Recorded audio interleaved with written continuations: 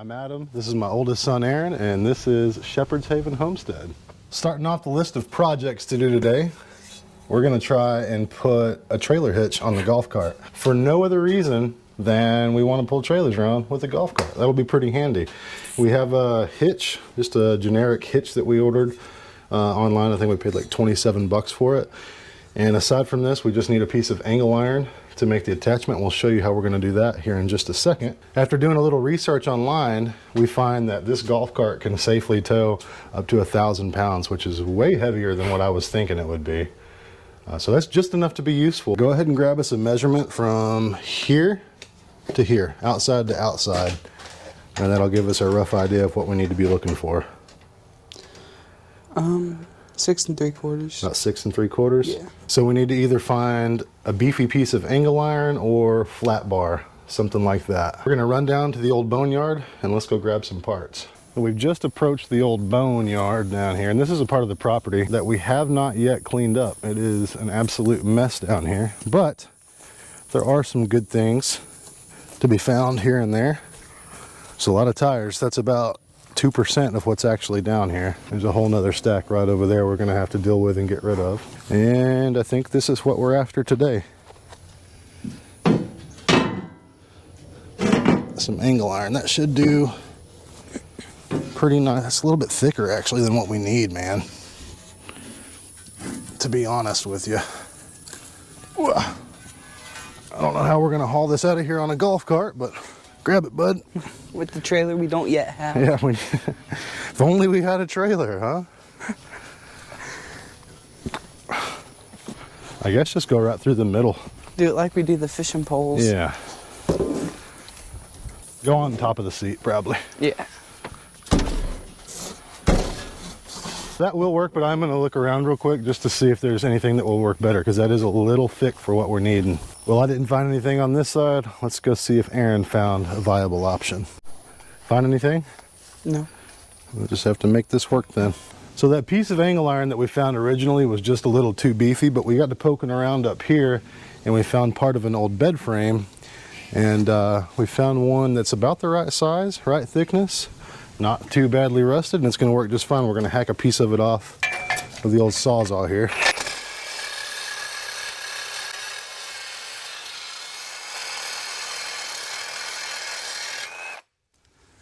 Perfect. We cut pretty straight with the Sawzall, but we're going to go ahead and put it in this saw here and cut that flush. Aaron just set the saw to 90 degrees. We're just going to take a little off the edge here just to square it up.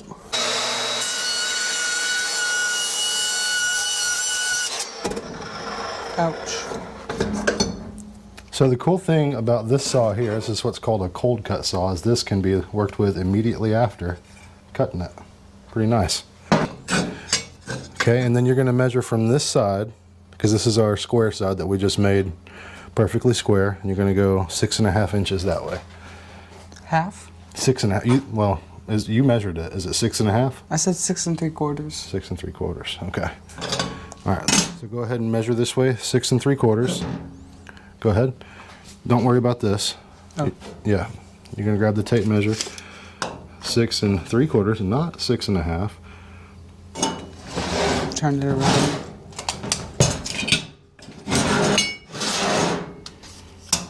What's the matter? You can't read a tape measure upside down, dude?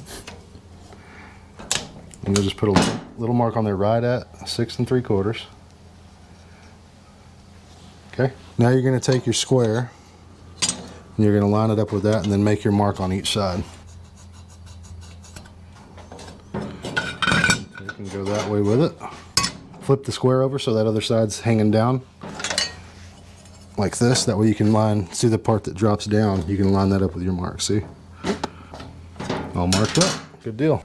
Good? Yeah. You got it lined up? Mm-hmm. All right. I forgot. That's loud. Okay.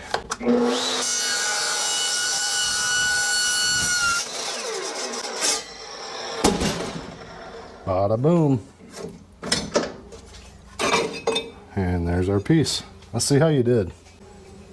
Got some wires on there. This is what's called a cold cut saw. This can be worked with immediately after. That was hot. Okay, so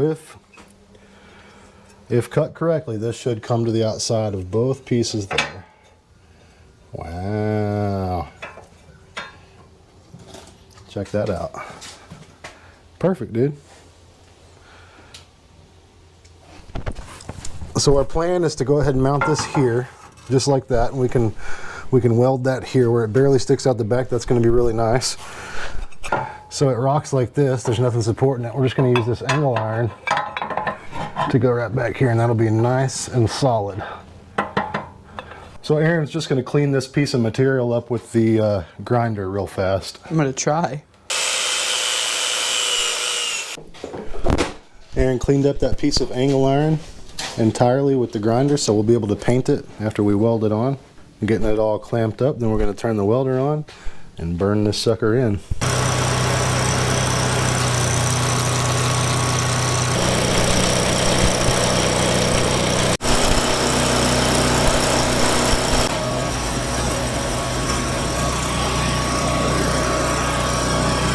All right, buddy, how do you feel about your welds? They're not the best, but they'll hold. Yeah. Looks pretty good from back here.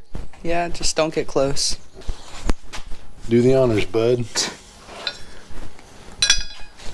falls off as soon as you stick it in there. I think we're definitely going to have to reinforce this back plate. I mean, it's designed to be stood on, but it is kind of flimsy, as you can see. So we'll have to address that. Just not right now. Gotta be careful not to touch it because it's still 1,000 degrees. This ended up taking way too long, and we learned something along the way. And that is, this seat that we have on the back of the golf cart is just built way too cheaply to be attaching a trailer hitch to. We've reinforced it as best as we could. I'll show that to you right now. We've got the wood splitter hooked up right now just to kind of see, but we went with a chain from here to here to keep it from flexing out. That didn't really work, so then we added some gussets to kind of reinforce the angle iron here. That worked a little bit, but not much. So this is what we ended up with. This is the wood splitter attached to the golf cart, and it sits on there, and you can tell it's flexed out just a little bit. We definitely need to explore a better way to do all this. It's proved a little bit difficult because adding bracing where it really needs to be is going to be in the way of the seat or your legs when you're sitting on the back. So we're going to have to get creative and figure that out. The chain really didn't work too well. It helped, but not perfectly. Added a little bit of a strap to keep this pulled back. And imagine if we just put a piece of metal coming from here to strengthen that, the seat wouldn't be able to fold down. There lies the issue. Anyway, it works good enough for what it is, and this is going to be the heaviest thing that we ever pull, and the tongue weight of this is quite significant, actually, so the fact that there's a little bit of flex is not surprising. Let's set the camera up, pull this thing around, and see how everything looks.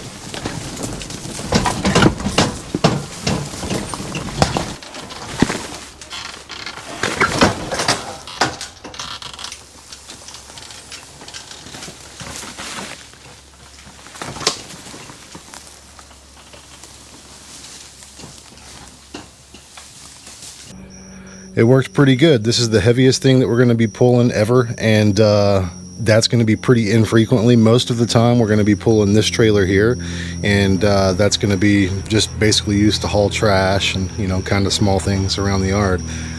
I would have liked to have been able to pull the chipper, but I don't see that ever happening. This project is complete. We got to get ready for what we got going on tomorrow. Today we are going to do something that we have never done before. If you're squeamish, you might want to turn this off. So today is going to be our first attempt at processing our own chickens. We've never done this before. Stacy and I have processed our own animals and deer, fish. We've done dove before.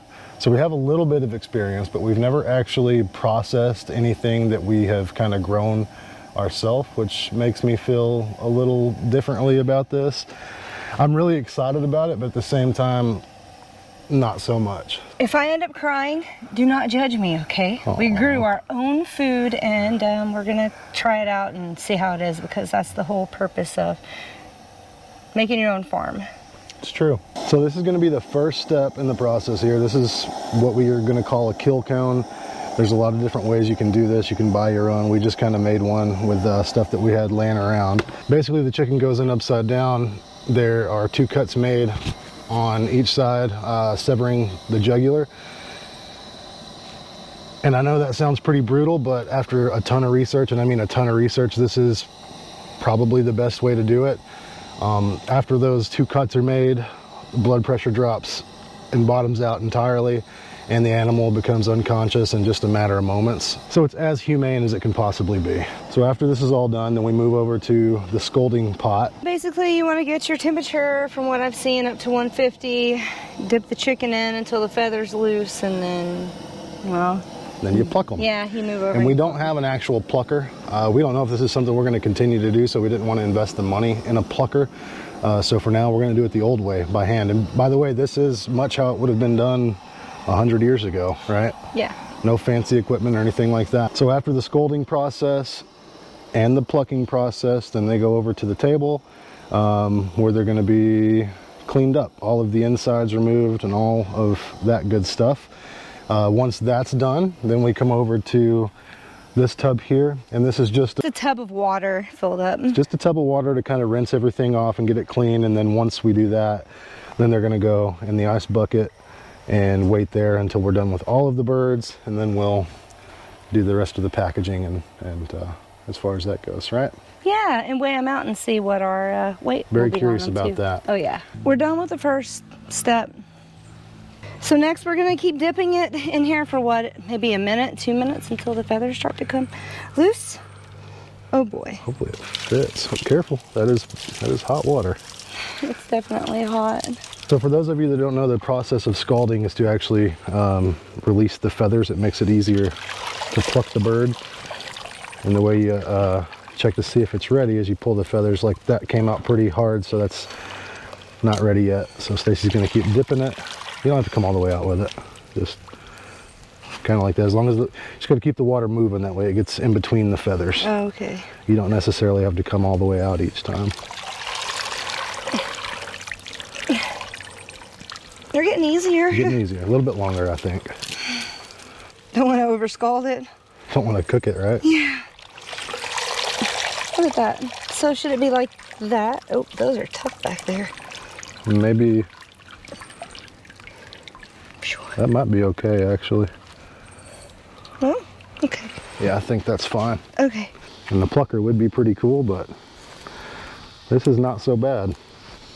No, not at all. You don't think we over scald it? Nah. Okay. We do need another table over here, though. We learned pretty quickly that we needed another table. It is quite impractical to try and hold the chicken and pluck it at the same time. We are on our final and last chicken. So we're on bird number 5 now. The process has gone kill cone, scald. Stacy's been plucking them. That part is not my favorite.